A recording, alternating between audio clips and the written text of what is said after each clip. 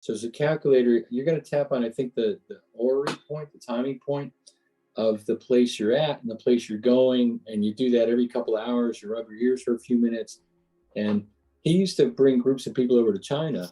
And one time he did, like, he had half the people do it, half the people didn't do it. And half the people were on local time. The other half were suffering for 3 days. So he did that experiment once. But the jet Wow. lag, yeah, that could be the thing. Thanks for the reminder. Yeah, there's something so interesting about how the external environment affects the human body. Well, because we're part of that environment. And if it's changing, how could we not change? And if we arbitrarily say, oh, all the processes that have acclimated to 8 o'clock is 8 o'clock, now 8 o'clock, 7 o'clock, it's like, that's, like any other stressor, it's going to hit some people harder than others. Mm. Mm. Yeah, indeed. And depending on light is such an important feature of the human body. When people are having trouble with sleep, for example, Mhm.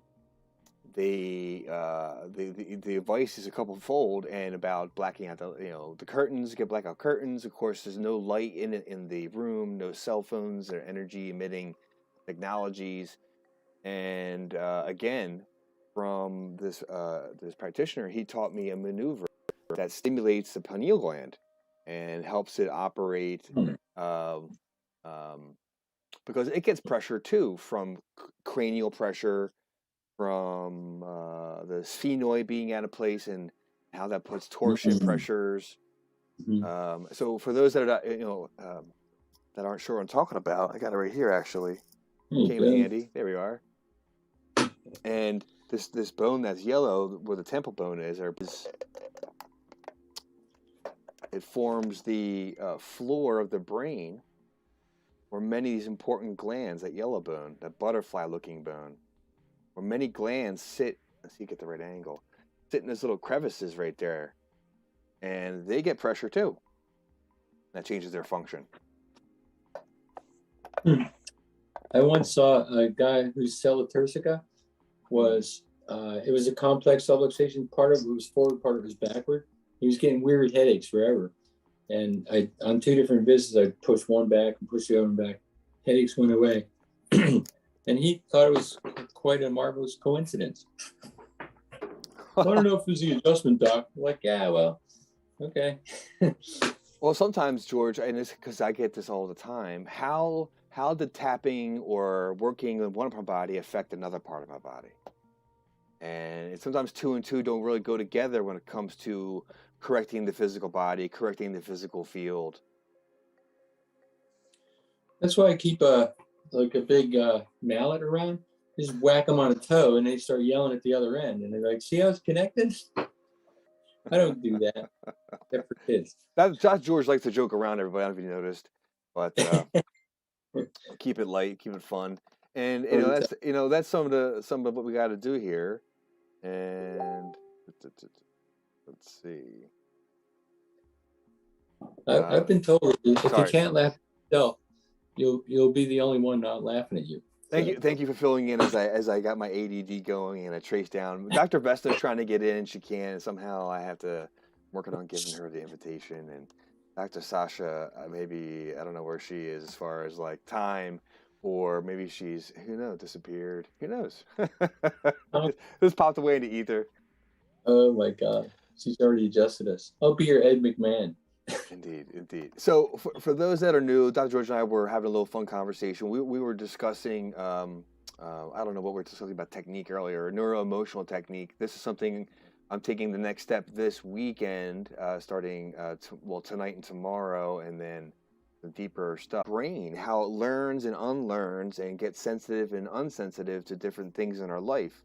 The concept of muscle memory and some even physical movements, even organ function can be tied directly to emotions and memories of emotions, or even perceived emotions, and how that locks us into pains and problems and all kinds of things that they're discovering over the last 30 plus years. And now I believe they have over 40 clinical research articles in different journals And Jefferson University is where much of this research is happening right now. And tomorrow, I know I'll be getting the most recent download on what's happening with these mind-body connections. What's the latest in the discoveries, and how we can prove what we're saying around different modalities when it comes to hands-on healing, holistic techniques, things of this nature. And it's fun to see, Dr. George, a lot of the data coming out now as we get better technology to measure these things. Mm-hmm. Mm-hmm. I wanted to share, and I'm looking for the website, but I was watching a video of a conference by a woman who headed at the time, I forget the name of it, but the head of the complementary alternative medicine component branch of the NIH, and they were studying the fields, the biofield, and this is in fact where they learned all that, and they were just talking about proving, and I was going to pull up some slides that I saved, but I lost the tab, George. I had too many tabs open. I think it's good that the research is starting to look at things that, from a vitalistic perspective, matter. And one of the takeaway phrases I just thought of from New Beginnings last weekend, and don't be upset, but the biggest medical is the premise. Right, the philosophy, how the approach, the way we go about thinking about the human body itself. That's what you mean, right, Dr. George? Oh, it's breaking up.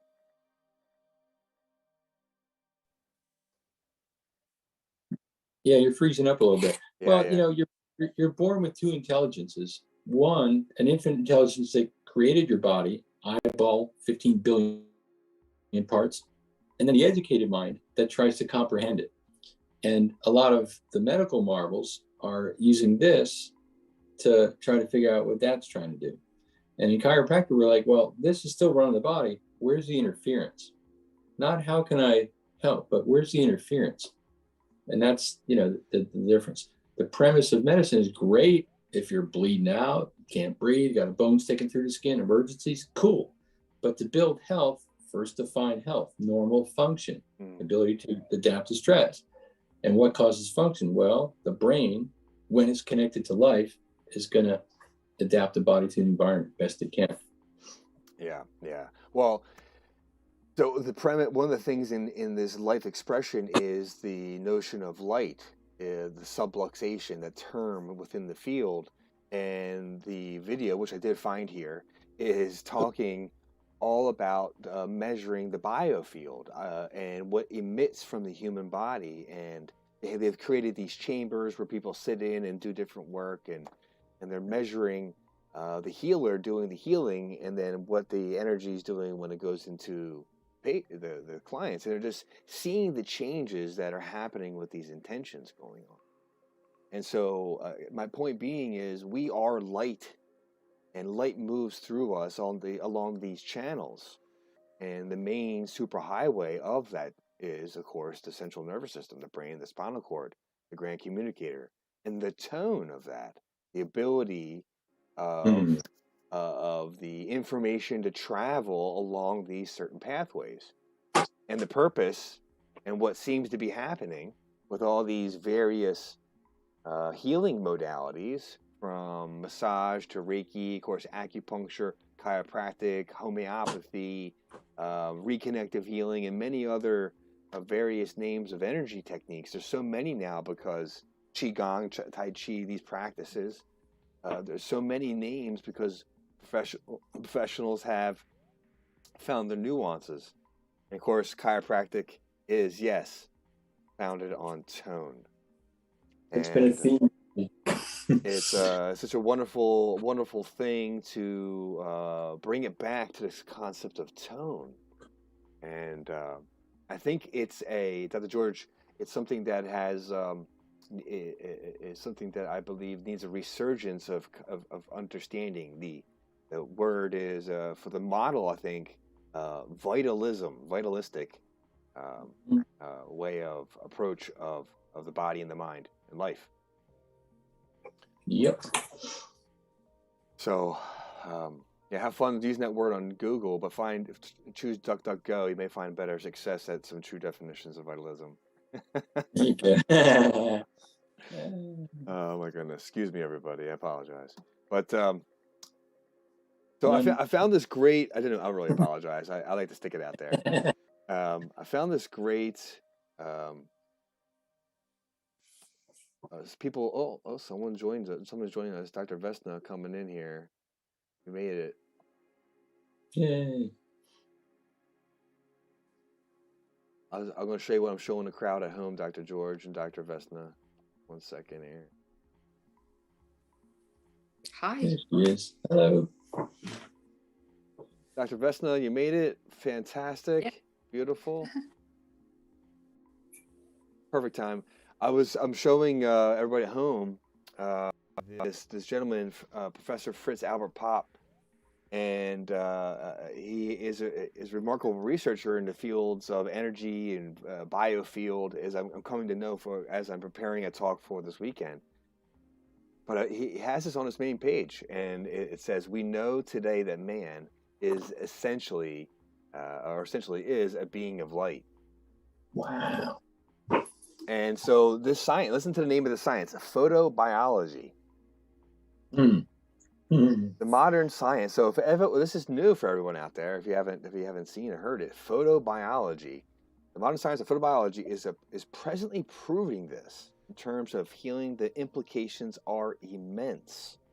We now know, for example, a quanta of light can initiate or arrest a cascade-like reaction in the cell, and that genetic cellular damage can virtually be repaired within hours of faint beams of light. Mm-hmm. So on the threshold of fully understanding the complex relation between light and life, but we can now say empathetically that function of our entire metabolism is dependent on light. That is a remarkable statement, in my opinion. Let there be light. Where'd that come from again? That's profound. That's profound.